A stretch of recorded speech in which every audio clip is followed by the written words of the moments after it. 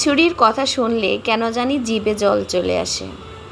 তাই আজকে চিকেন খিচুড়ি রান্না করেছি।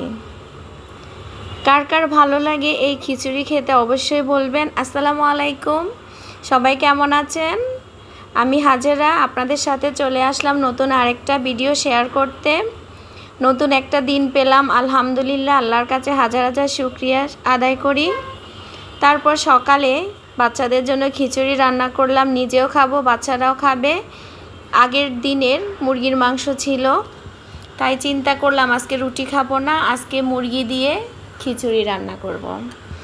আর খিচুড়ি বরাবরই আমার অনেক পছন্দ, তাও আবার গরম গরম। ঠান্ডা হলে আমি খিচুড়ি খেতে পারি না। একদম গরম গরম ধোয়া ওঠা খিচুড়ি হলে আর কিছুই লাগে না। সবার কি আমার মতো খিচুড়ি পছন্দ? অবশ্যই জানাবেন। কিন্তু আমি কিন্তু খিচুড়ি অনেক পছন্দ করি। তারপর চলে আসলাম রান্না করতে।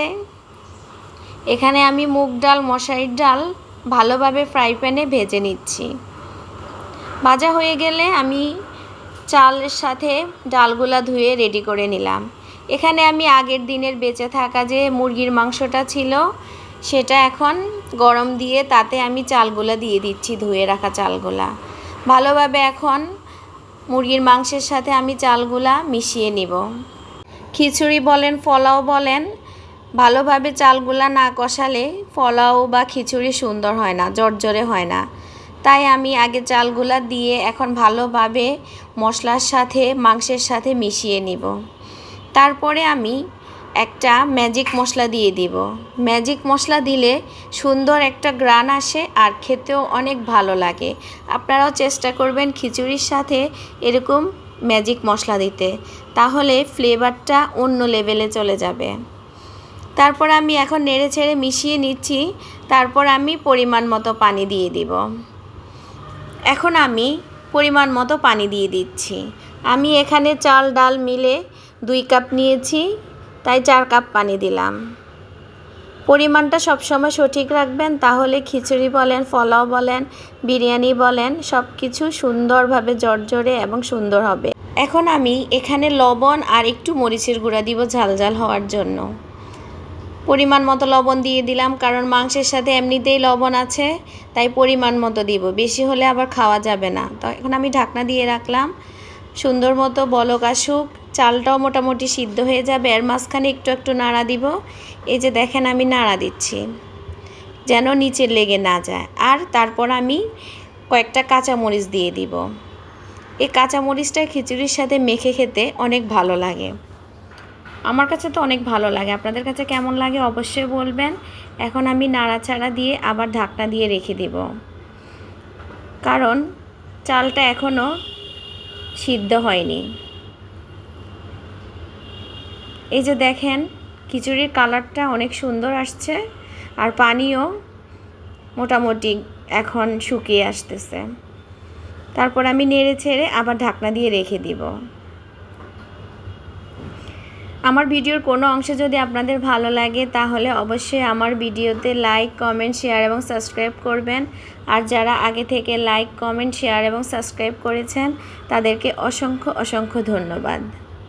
তারপর এখানে আমার খিচুড়িটা মধ্যে হালকা হালকা পরিমাণ এখনও ঝোল আছে। আমি ভালোভাবে নেড়ে চেড়ে তারপর চাপ দিয়ে রেখে দেব, কারণ এখন আমি দমে রাখবো। এভাবে খিচুড়িটা একটু দমে রাখবেন, তাহলে চালগুলো একদম সুন্দরভাবে সিদ্ধ হয়ে যাবে, কোনো লামস থাকবে না চালের মধ্যে।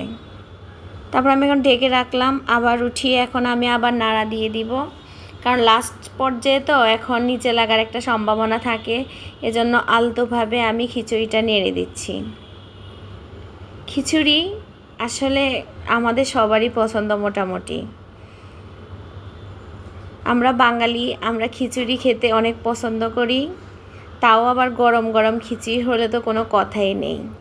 তবে আচারটা দিতে আজকে আমার মনে নেই। খিচুড়ির সাথে কিন্তু আচার দিলে অনেক ভালো লাগে। বাসায় ছিল কিন্তু সকালবেলা তো আমার মনে ছিল না দিতে। এখন আমি দমে রেখে দিলাম। প্রায় 5 মিনিট পরে আমি আবার খুলে এখন দেখব কি অবস্থা। দেখেন এই হচ্ছে আমার খিচুড়ির ফাইনাল লুক। কেমন হয়েছে অবশ্যই বলবেন। আমার ছেলেরা তো অনেক পছন্দ করে, আমিও অনেক পছন্দ করি। আর আজ সকালের নাস্তা ছিল এই মুরগির খিচুড়িটা। অনেক সুস্বাদু হয়েছে, আপনারা অবশ্যই এভাবে ট্রাই করবেন। ট্রাই করে আমাকে জানাবেন কেমন হয়েছে। আর এরকম 1 প্লেট গরম গরম খিচুড়ি হলে সাথে যদি একটু সালাদ হয় তাহলে কিন্তু মন্দ লাগে না। সবাইকে অসংখ্য ধন্যবাদ। সবাই আমার পাশে থাকবেন। আপনাদের একটা লাইক, একটা কমেন্টস আমাদেরকে নতুন ভিডিও বানানোর জন্য উৎসাহিত করে।